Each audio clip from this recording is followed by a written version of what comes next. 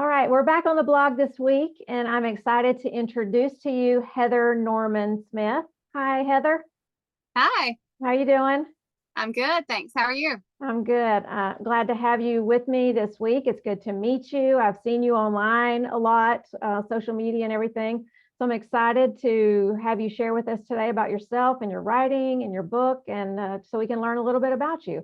So let's go ahead and jump in and just start off with you introducing yourself and telling a little bit about you and your family. Okay. Thank you so much for having me, Dina.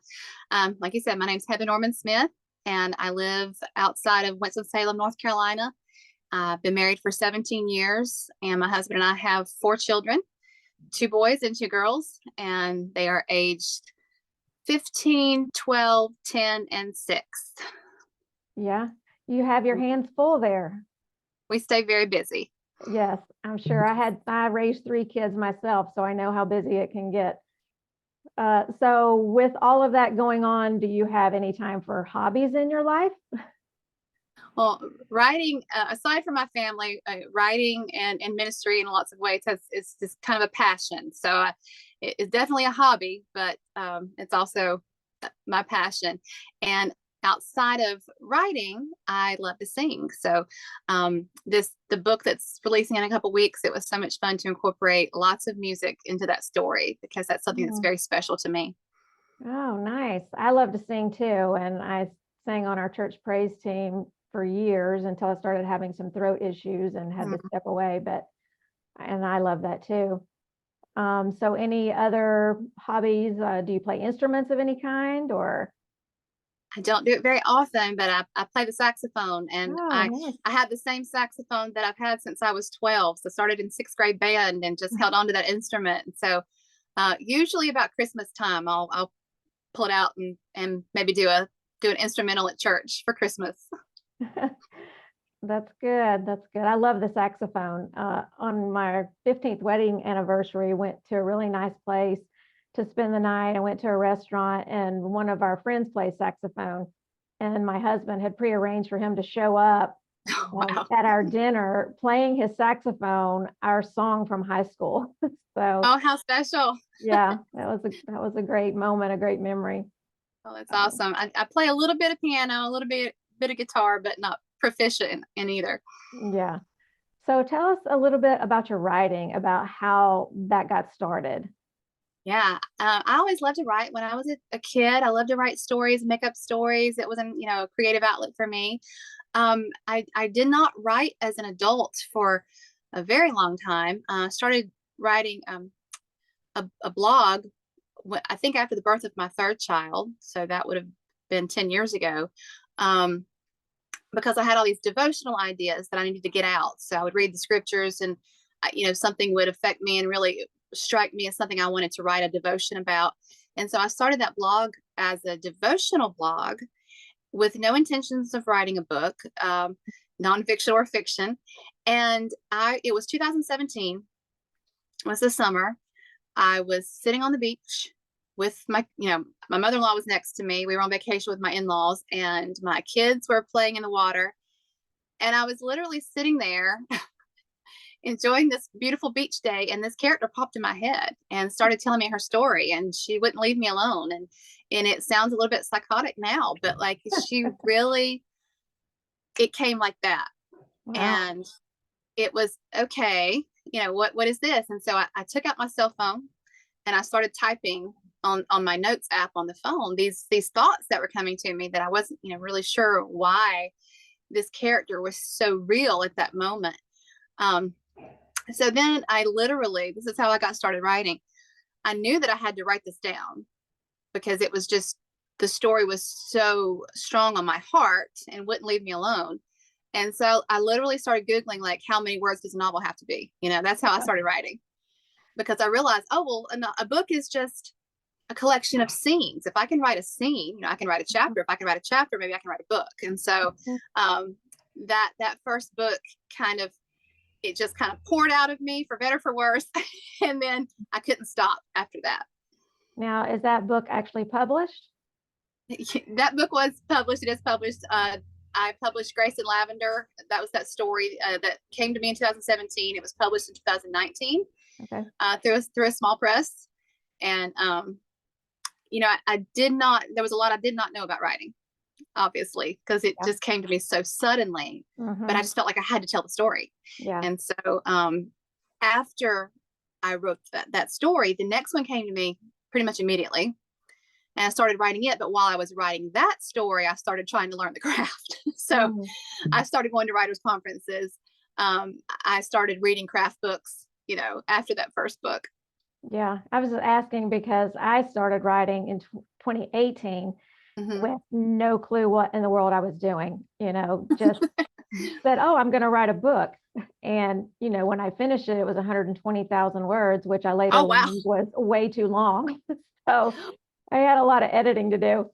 Wow, that's amazing. Yeah, my first book was short. So by a lot of standards, it would have been a novella, because it's right at that cutoff where some will consider it a novel and some will consider it a novella. It was 45,000 words. So it's at most it's a short novel. Okay. So tell us about what genre you write and what inspired you to write that particular genre. Obviously, it has something to do with the story that God just kind of poured into you. Right. So it took me a little bit to find my footing in genre, and that was another thing that I was lacking in a like clear direction of who do I want to be as an author. But because the stories were coming to me so fast, and I was just writing down whatever came to me without really considering, how to set myself up for a readership and that kind of thing. But they all had a common thread, a couple common threads. One of which is that they were all set in North Carolina. So, and the setting, the towns that they were set in were very important to the story. So I write Southern fiction. That's where I've landed, is Southern fiction. And I think that's part of the definition, is that the setting is really a character in and of itself. So the Grace and Lavender was set in a fictional town in North Carolina. And then the second book was set in the North Carolina mountains in a fictional town. The third book was set in Southport at the beach. And so all of those had that thing in common. And now I've tried to start developing Southern fiction as more of sticking more to the forms of that genre in everything that I write now. Okay. So can Southern fiction be more contemporary? Can it have suspense and mystery elements too? Or because I'm thinking women's fiction is the story arc of the female protagonist. Right. But do your stories have mystery or suspense in them too? Or is it strictly more like a contemporary Southern fiction, like women's fiction novel? Right. So I've written some varied things, and like I said, they have been a little bit of eclectic. My third book could be categorized as a cozy mystery, although it was, nobody dies. It was a very cute mystery, kind of benign mystery. Nobody, no bodies or anything like that. But this current book it's very much classified, as well as Southern fiction, it's women's fiction. This one probably more so than anything that I've written. And this book is split time. So that introduced another element. Of course, I've heard, split time isn't a genre, but it's a writing mechanism. And it is very much, so you've got historical and you've got contemporary, you've got this element of women's fiction, but also wrapped in that cultural element of Southern fiction that I try to bring out. Okay, what's the title of the book that we're discussing today? Well, the book that releases on February 7th is titled Songs for a Sunday. Okay, and was that inspired by anything in your life? Did God just kind of pour those characters into you the way the other ones came about? This one was, unique. It was very unique. The book came to me strictly as a title. And I wasn't looking for inspiration. I wasn't thinking about writing. I was in the shower and those 4 words popped in my head. I just really felt Songs for a Sunday. And I thought, what does that mean? What is that? And they just seemed completely random to me. What is this about?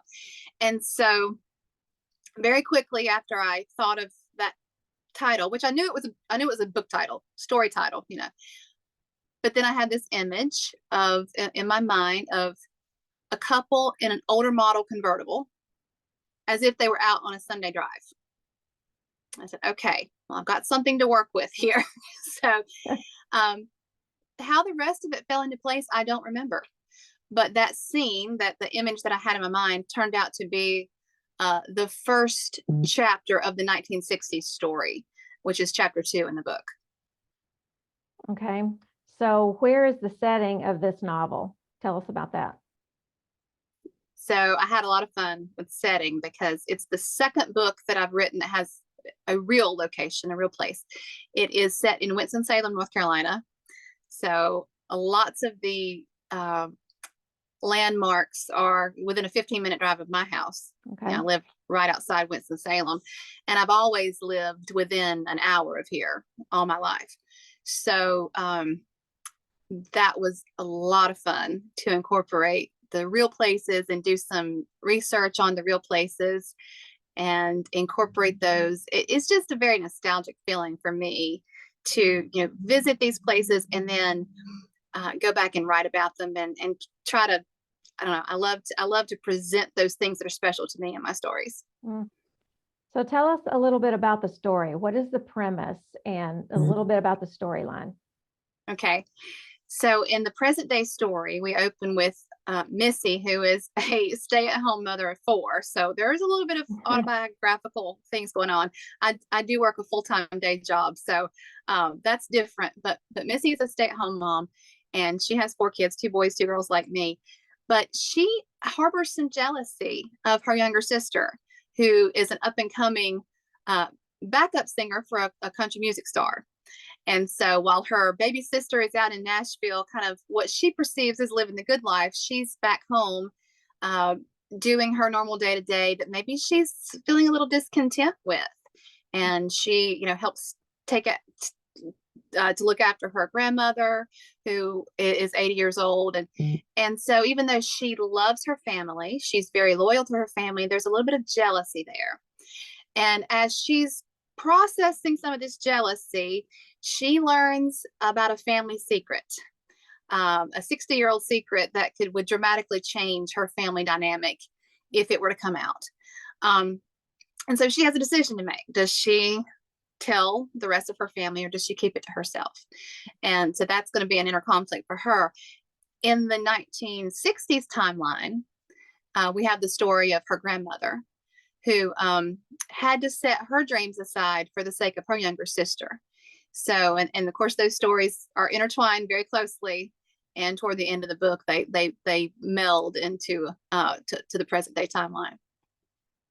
Wow, I've just started reading split time fiction in the last few years, and it's come to be one of my favorites because I am more drawn to contemporary stories in my reading, but I also really enjoy good historical fiction reads. So to combine the two, I love that. And I love these stories with the intrigue of the secrets and things like that, and how they cross over each other and tie together. So it sounds like a book I would really enjoy reading. There was a lot of conflict for me as I was writing because, she has this secret, and I was trying to figure out as I went along what the moral thing for her to do was. And so I hope in the end readers agree with the choice that I make for how she handles this secret. I guess when you start getting some reviews, maybe you'll find out. We'll find out. So far, I've had some wonderful, wonderful early readers, and no one's had a qualm with how she handled the decision to reveal the secret or not. So I hope that's the majority. But she's also having a crisis of faith during this time. So this character of Missy, she's hit with this family secret, but she's also struggling with her faith. She had discarded her faith as a teenager. And so there's some things that's going to happen along the way as she's processing all this that will either help her to trust in the Lord again or to stay on the path she's on. Good. You can probably imagine how that part turns out, because all my stories are going to have that element of hope and redemption and salvation. Okay. So what are you hoping that readers are going to take away when they get to the end and they close the book? What do you want them to walk away with? There's an element of loyalty to family that I hope people will be inspired by. But all my writing has a Romans 8:28 theme.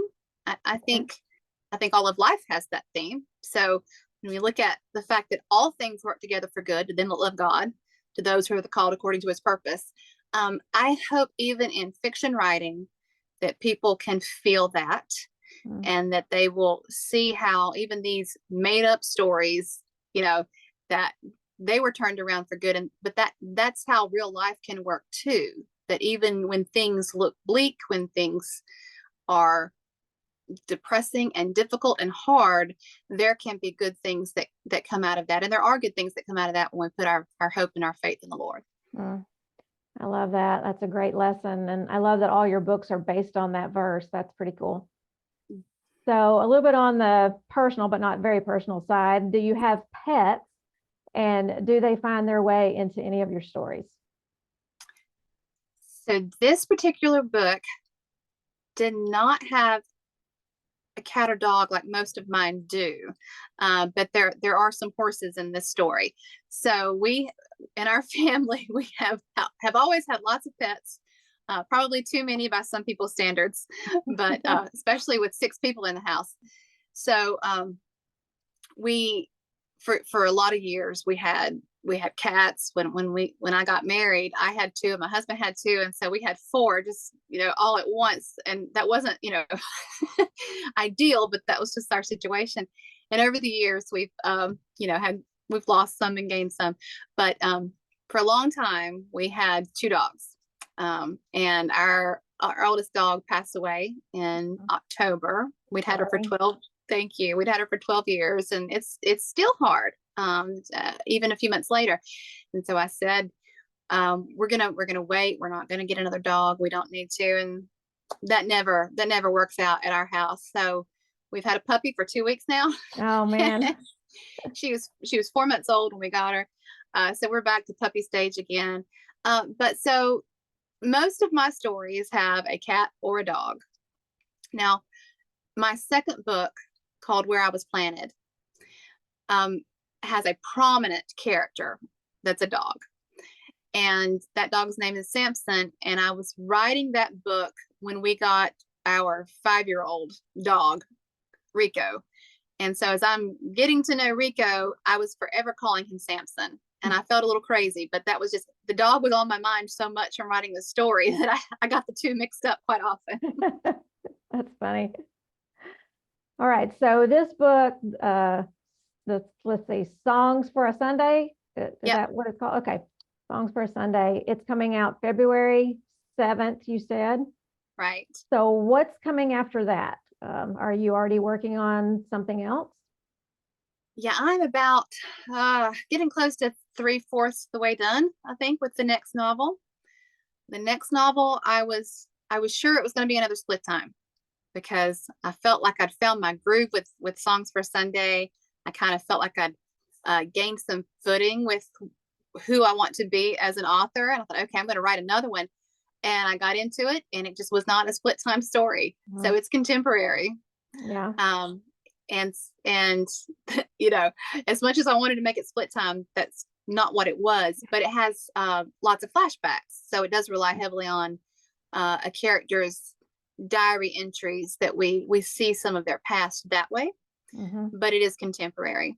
And this story, I really hope that it'll get out there soon.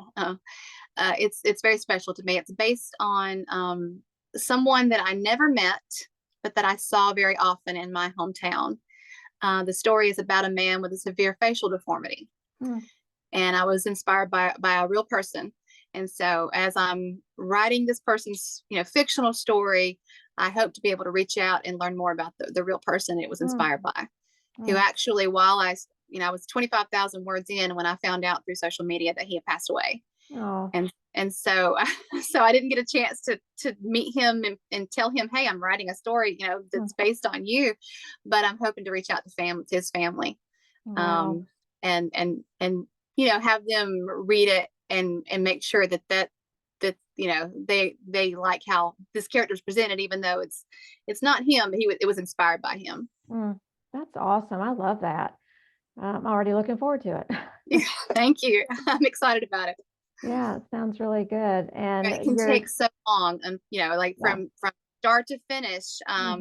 Well, from pitching Songs for a Sunday until publication will be a little bit over 2 years. Yeah. And yeah, so I know people have no clue how the process. I keep telling people when they ask me where I'm at, how are you doing? I'm like, you know what? It's a slow process. I said, if I were to get a contract tomorrow, my book would not be published till at least 2024, maybe later. Like, right. It's such a long process. I went back because I keep, versions of the file, on my computer. And so I was curious, like, when did I start writing Songs for a Sunday? And I went back, and the oldest copy that I could find, I think was it's almost right at 4 years ago. Wow. So from start to publication, about 4 years for this one. Yeah. So encouragement for those of you out there who are writers hoping to publish, don't give up, persevere, keep going. It's definitely not a sprint. It is a marathon. For sure. Exactly why I named my Facebook group that I lead Marathon. Right. Yes. That's what it is. So, excuse me. Oh, you're offering a copy of your book, Songs for a Sunday, as a giveaway. Sure. So all the information will be in the post about that for people who can comment to enter the giveaway. And if I've got it correct, you're offering winner's choice of format. And I believe you told me, I have it on my list, is it open internationally? I could do ebook international and print copy in the US. All right, let's get that straight. All right, well, it sounds good. Well, it's been a pleasure to meet you and talk with you today, Heather, and I wish you the best. I'm looking forward to reading your books. They sound great. I haven't read any of your writing yet, so I want to. You're on my list. So, and you know how the list goes. My goodness, it just keeps growing and growing and growing. I have that same issue for sure. Yeah. All right. Well, God's blessings to you as you continue to write for him and share his hope in your stories. And I'll be talking to you soon and see you on online. Thanks so much, Dina. I appreciate it. All right.